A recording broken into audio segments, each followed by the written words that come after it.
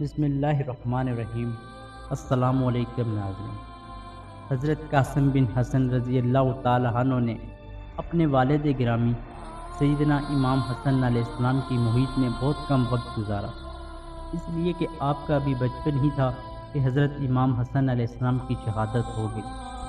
آپ کی اپنی شہادت چونکہ 13 یا 15 سال کی عمر میں ہوئی، اس لیے قاسم رضی اللہ تعالی عنہ نے زندگی کا جتنا وقت پایا وہ اپنے چچا حضرت امام حسین علیہ السلام اور خاندان نبوت کے دیگر افراد، بالخصوص اپنی پھوپھی حضرت سیدہ زینب کبریٰ سلام اللہ علیہا کے زیر سایہ گزارا۔ فنون عرب شہزادہ قاسم بن حسن علیہ السلام نے حضرت غازی عباس علمدار علیہ السلام سے سیکھے، گویا آپ نے امامت و ولایت کے سائے میں پرورش پائی۔ حضرت قاسم بن حسن علیہ السلام نے عمر کے اس مختصر حصے میں وہ تمام کمالات حاصل کر لیے تھے جو خاندان نبوت اور اہل بیت کا خاصہ ہے۔ علوم ظاہری و باطنی، تقوی و طہارت، ریاضت و عبادت، خدمت خلق، سخاوت و دستگیری، یہ آپ کی سیرت کا نمایاں حصہ تھا۔ یقیناً یہ تمام اوصاف امیدہ آپ کو اہل بیت نبوت سے ورثے میں ملے تھے۔ یہ اسی تربیت کا نتیجہ تھا کہ میدان کربلا میں اتنا بڑا سانحہ پیش آیا، لیکن آپ کے قدم نہیں ڈگمگائے اور آپ حضرت امام حسین پر جان نثار کرنے کے لیے بےتاب ہو گئے۔ حضرت امام حسن علیہ السلام جب دنیا سے جا رہے تھے اور زہر کی وجہ سے جگر کے ٹکڑے ہو کر نکل رہے تھے تو امام حسن علیہ السلام ایک عالم کرب میں تھے۔ جب آخری وقت آیا تو آپ نے فرمایا، میرا قاسم کہاں ہے؟ ذرا بلا لو۔ اس وقت جناب قاسم کی عمر صرف 3 سال کی تھی۔ جناب قاسم کو لایا گیا۔ 3 سال کا بچہ امام حسن نے سینے سے لگایا، اس کا منہ چوما، بہت دیر تک سینے سے لگائے ہوئے روتے رہے۔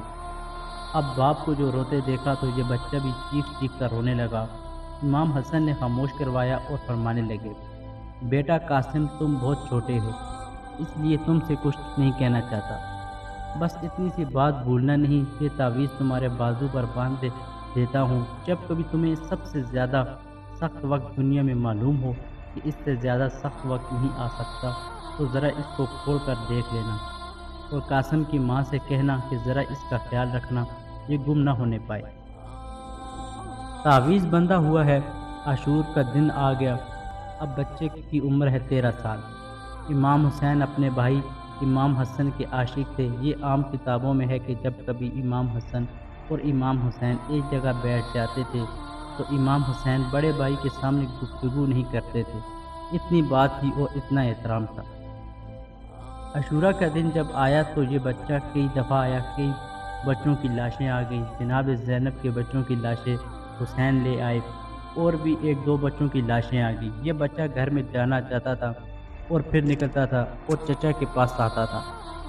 میرا یہ خیال ہے کہ ماں بھی کہتی تھی کہ بیٹا ابھی تک اجازت نہیں لی، چنانچہ آتے تھے جناب قاسم اور عرض کرتے تھے، چچا جان مجھے بھی تو اجازت دیجیے۔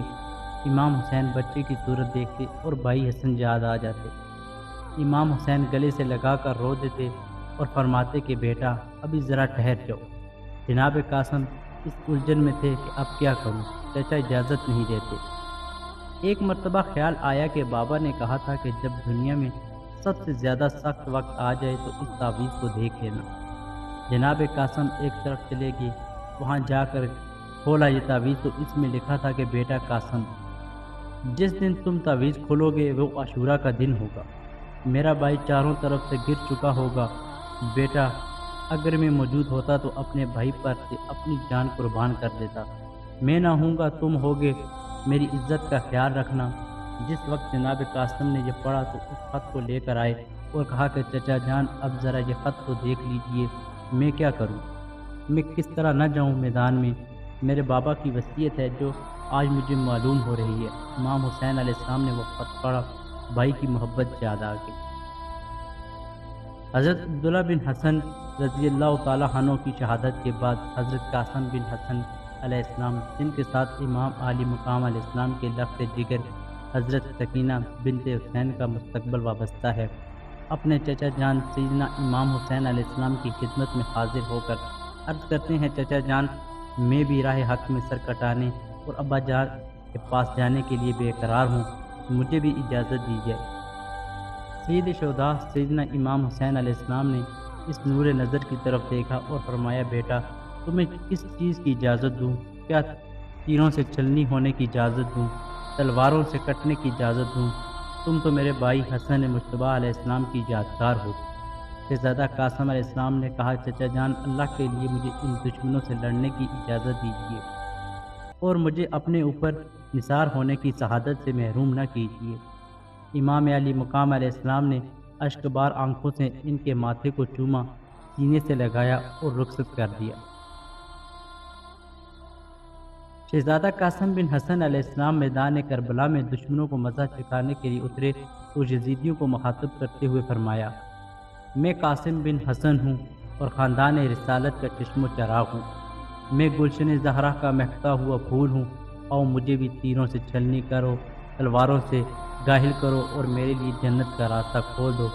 تم میں سے کون ہے جو تنہا میرا مقابلہ کرے؟ ابن سعد نے ایک سالار لشکر ارزق نامی سے کہا، اس نوجوان کا مقابلہ کرو۔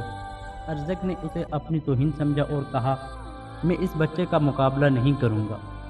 ابن سعد نے کہا، یہ صرف بچہ نہیں، علی المرتضیٰ کرم اللہ وجہ کریم کا پوتا ہے۔ ارزق نے شہزادہ قاسم بن حسن علیہ السلام کے مقابلے میں یکے بعد دیگرے اپنے 3 بیٹے بیچے، جو حضرت قاسم کے ہاتھوں واصل جہنم ہوئے تو پھر بکھرے ہوئے شیر کی طرح ارزق خود تیار ہوا، لیکن اس کے چوتھے بیٹے نے اسے روک دیا اور خود مقابلے میں آیا۔ آپ نے اسے بھی واصل جہنم کیا اور پھر آتش انتقام میں ارزق خود مقابلے کے لیے آیا تو شہزادہ قاسم بن حسن علیہ السلام نے ایک ہی وار میں اس کو بھی واصل جہنم کر دیا۔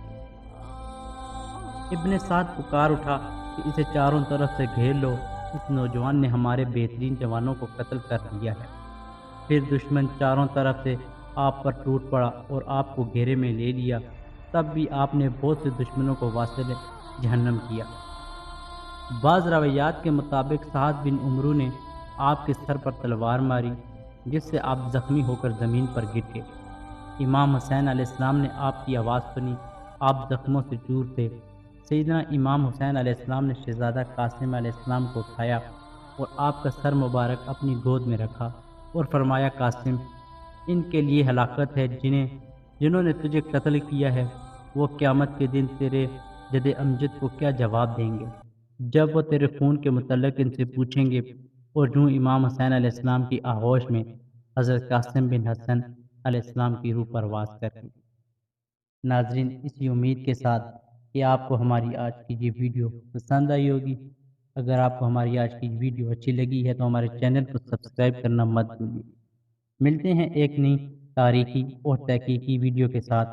خدا ہم سب کا حامی و ناصر ہو۔ مجھے دیجیے اجازت۔